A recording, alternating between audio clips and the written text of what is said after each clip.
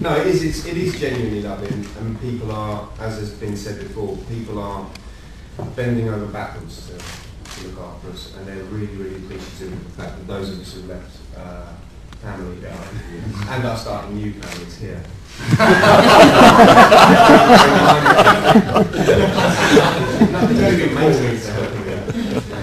As somebody who's lived a very nomadic lifestyle for the last few years, not really having a base in the country, I feel entirely up. What about the rest of the New Zealand? Are there particular places that you want to visit? I want to go to Four Nights Island, because there's a great diving there. I'm quite like the ski, but I think I'll be loud. Most of them are quite happy, I think. Well, I mean, also we can rely on our Kiwi pals here to kind of tell us where to go. Actually, that would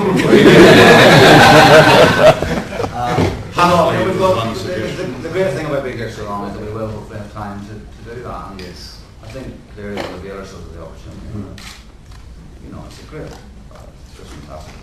I'd like to open a question to the Kiwi cast. How has the experience so far been for you guys to be in a group of international company? Pretty amazing. I think it's extraordinary when you've got people like Ken Scott, Jim Nesbitt, and Martin Freeman, who, well, and of course all the English and the Scottish and all the when you've been a fan of, from a theatre perspective, someone like Ken Scott, who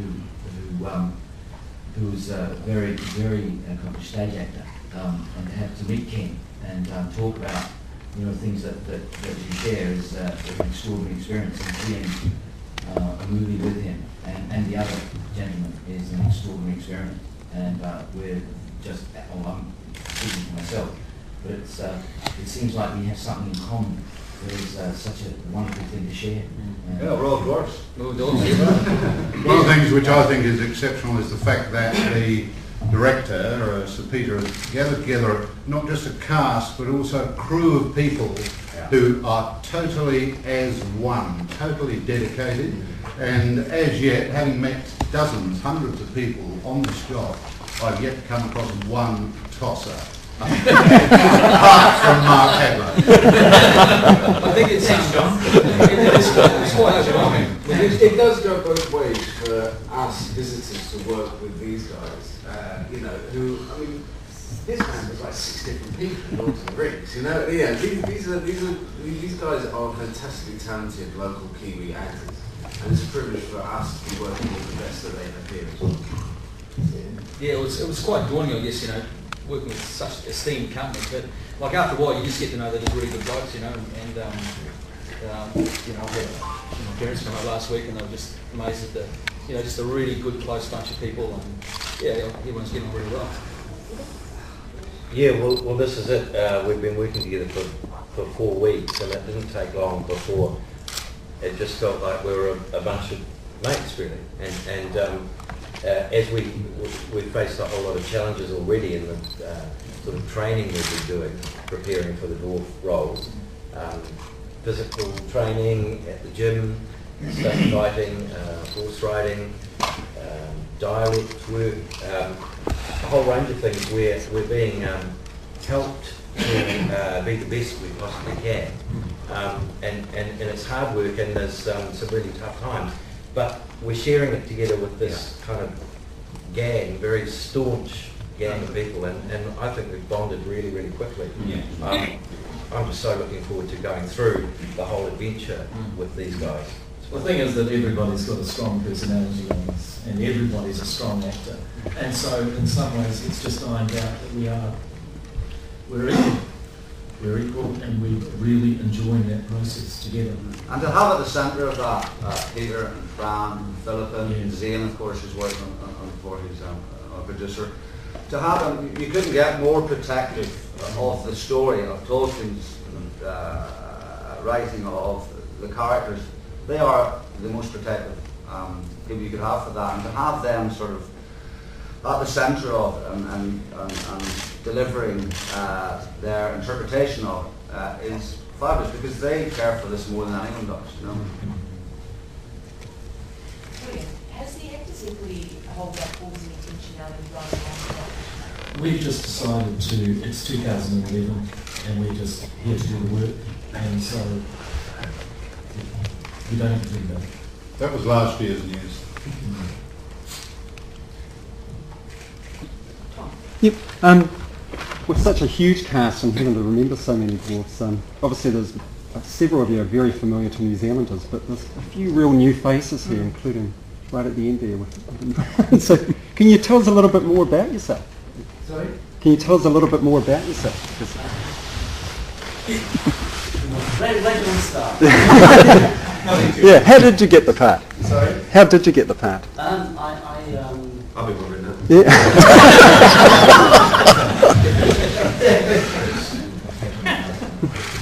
I auditioned back in London and kind of got a phone call about 4 weeks after my audition saying that I was offered the part with Peter and Fran Philip, so I was just over the moon, so really excited about it. And he steals the film. Adam was one half of a very cool, chic, small theatre company back in the UK, which has travelled all around the place and is well known for his versatility and his comedy. And also, he's extremely cheap. Yeah, because I can remind you, I've got to be aware, like, Orlando Bloom was really cheap when he got cast in Rings. So, I mean, is it crossing your mind already of the ramifications of being in this two-part film? I mean, it could change your life. Oh, it absolutely has changed my life. But it's an adventure. I'm just taking it day by day and working with amazing people and coming up here. It's just mind-blowing, but so exciting. Richard, we haven't heard from you yet. Can you tell us a bit about yourself and your role? Yeah, I'm playing Thorin, who is the leader of dwarves for this particular group of dwarves on this particular quest. And can you tell us a bit about yourself? Me as a person? Yeah. You as a be a little bit more specific. Okay. 40 years to talk about. Where should we start? Well, why do you think you're suited to this role? Why do I think I'm suited to this role? Suited? That's a good question, actually. That might be one for Peter. Or why do you want to play this role? I just think it's a really amazing opportunity to take a character from a book that I was brought to as a child, and that my first experience on stage was in a production of The Hobbit at the Alex Theatre in Birmingham, and I played an elf. And Gollum was a paper mache puppet with a man off stage on a microphone. So it's, yeah. So it's kind of been in my kind of childhood very prominent to come to it as an adult, a middle-aged man, and kind of have another look at it is a brilliant opportunity. Thanks. Richard, you mentioned there about paper mache golems. I mean, are you looking forward to acting against green screens and... Yeah, I was in the Mocap studio yesterday actually, which is a first for me.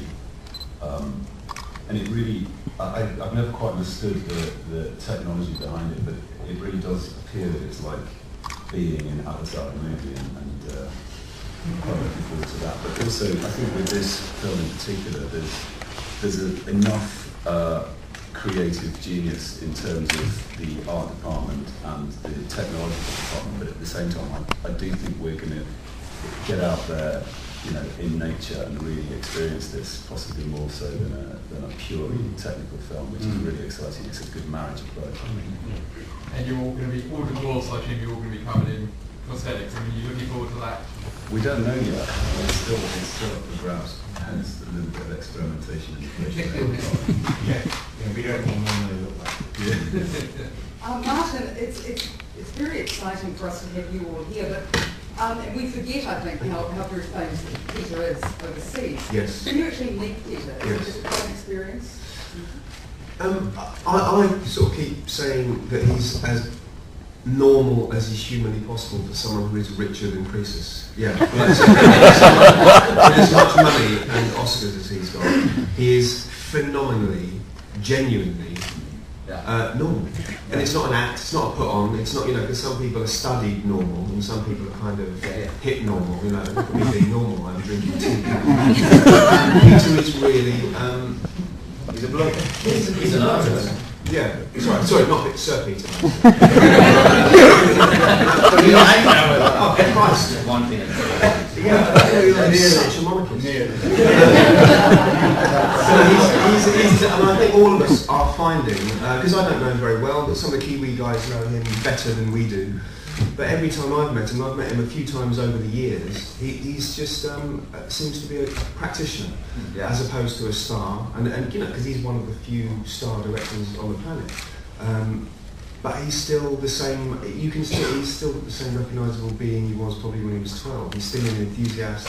He still just wants to lose himself in the game, and it's ideal for us, because the last thing you want is. Well, as John said, there's no tossers, and you certainly don't want one at the top. We all just, the triumvirate of Peter, Fran and Philippa, I've very, very rarely met people who are that concerned with your welfare, and of course nothing is purely selfless in the world, it's in their interest that we're happy, but taking that into account, they're very, very concerned about our welfare. Are we happy? Have we found somewhere to live? All that. They're genuinely one of the nicest teams you could work for. It's kind of hard to say that without sounding like I'm trotting out a party line, but you've already got the parts. So actually, you can tell the truth. Well, also I think what helps is they're brilliant. They're great talkers. They're very articulate in expressing what they want from this project, but they're also, I think, as importantly, fantastic listeners, and they are very interested in what we have to say about it. Martin, would you consider this the role of a lifetime? I don't know. I certainly. I mean, yes, obviously yes, but I'm trying not to be. I've always tried not to be overwhelmed by science. I don't think it's helpful, and I don't think it's accurate, and I don't think it's just not truthful. I don't think just because something's big that means it's better. I've never thought that. There's no denying, however, I'm in the Hobbit.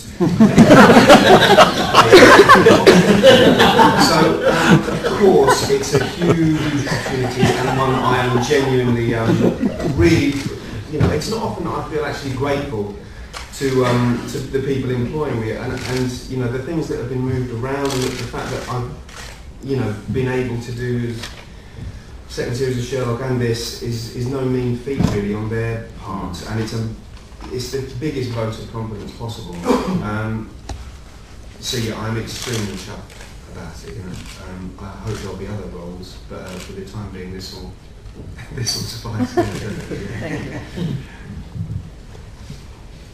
you. Richard, sorry, just one thing in terms of the dynamics of it. Martin, are you kind of being kept apart from the 13? Yes. Just in terms of rehearsals? We've requested. I get it's an assumption on how actors work, but are they all bonding, but you can't bond as much? Never met him before. This is the first time. It's not allowed to look me in the eye. They're doing more dwarfy things together, I suppose, and some of the things all of us are doing, and some things just the dwarves are doing. We're often told to keep a good 12-foot distance from, Mr. Baggins. As I call myself. Not 3'7". We actually have to be 5 feet wide.